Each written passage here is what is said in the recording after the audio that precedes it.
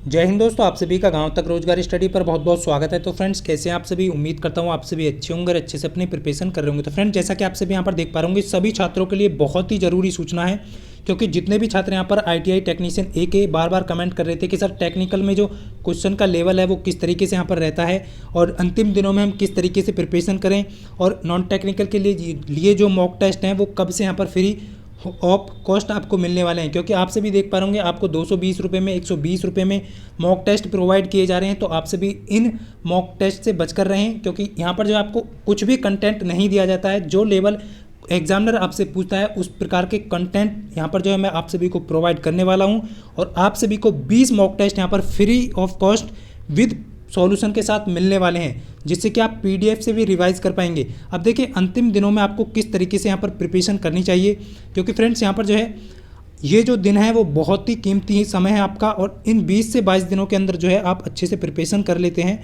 तो आपका tyre first qualify हो जाएगा और आप टीयर सेकंड में बैठ पाएंगे। यानी कि आप इस बार सिलेक्शन ले सकते हैं यदि आप इन 20 से 22 दिनों में अच्छी तरीके से प्रिपरेशन करें। अब आपको क्या यहाँ पर रणनीति रखनी होगी, तो फ्रेंड्स सबसे पहले मैं आपको यहाँ पर बताना चाहूँगा अंतिम दिनों में क्या क्या पढ़ना है। देखिए जैसा कि आप सभी यहाँ पर जानते हैं कि आपका जो है ट्रेड थ्योरी से जो भी कैंडिडेट ने यहाँ पर जिस भी ट्रेड से है उसकी जो ट्रेड थ्योरी है उससे आपके 80 एमसीक्यू आईटीआई से पूछे जाने वाले हैं। तो इस चीज़ का आप ध्यान रखें। क्वेश्चन का लेवल यहाँ पर टेक्निकल में कैसा रहने वाला है, तो आपका मॉडरेट और बेसिक लेवल के यहाँ पर जो क्वेश्चन है वो आपके ट्रेड थ्योरी से पूछे जाने वाले हैं, क्योंकि डीआरडीओ ज़्यादा टफ लेवल का यहाँ पर क्वेश्चन आपसे नहीं पूछेगा। इस चीज़ का आप ध्यान रखें। यदि आपका बेसिक ही क्लियर नहीं है तो आप एग्जाम में गलती करेंगे, इसलिए मैं आपसे कहूँगा कि बेसिक और मॉडरेट दोनों लेवल को आप यहाँ कर ले करके अपने 80 एमसीक्यू की अच्छे से प्रिपरेशन करें।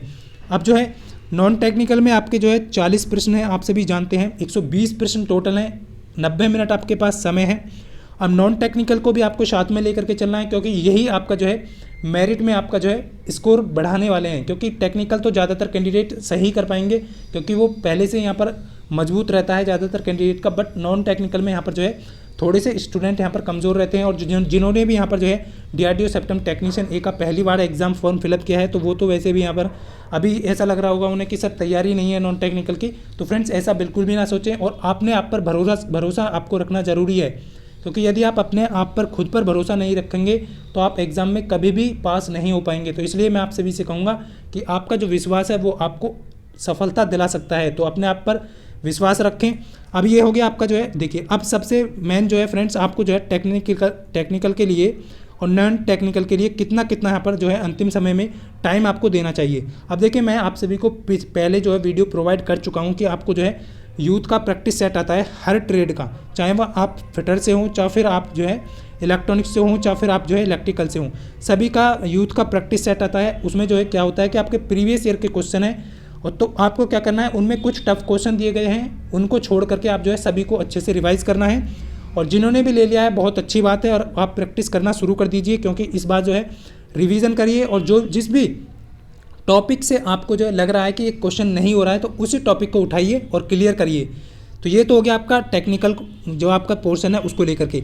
आपसे भी जानते हैं, आपको लेवल भी बता दिया कि आपका बेसिक और मॉडरेट यहाँ पर लेवल रहने वाला है, ज़्यादा टफ लेवल यहाँ पर नहीं पूछा जाएगा। अब कितने घंटे यहाँ पर जो है आपको टेक्निकल को टोटल की बात करें तो फ्रेंड 8 से 10 घंटे यहाँ पर आपको देने चाहिए। अब जो है 10 घंटे तो आपको यहाँ पर देने ही चाहिए, और मिनिमम जो है 8 घंटे। जिस भी कैंडिडेट के यहाँ पर जो जितनी भी एक्यूरेसी है, यानी कि हर किसी की नहीं होती कि वो 10 घंटे पढ़ ले, बट 8 घंटे तो आपको मिनिमम यहाँ पर देना ही होगा फ्रेंड्स अपनी एक्यूरेसी के अकॉर्डिंग। अब देखिए फ्रेंड्स सबसे मेन है आपको ट्रेड थ्योरी के लिए यहाँ पर कितना समय देना चाहिए, तो यहाँ पर मैं मान करके चलूँगा 4 से 5 घंटे यहाँ पर जो है आप अपने टेक्निकल थ्योरी को यहाँ पर दें। जितने भी कैंडिडेट हैं ध्यान देंगे सभी छात्र, 4.5 से 5 घंटे यहाँ पर जो है आप सभी को देने हैं अपने टेक्निकल थ्योरी को। उसके बाद जो भी आपका समय बचता है उसको आपको क्या करना है, देखिए यदि आपके पास कोई भी नॉन टेक्निकल की रिवाइज करने के लिए जो है कोई भी क्वेश्चन बैंक पड़ा है तो उसे भी लगाइए आप।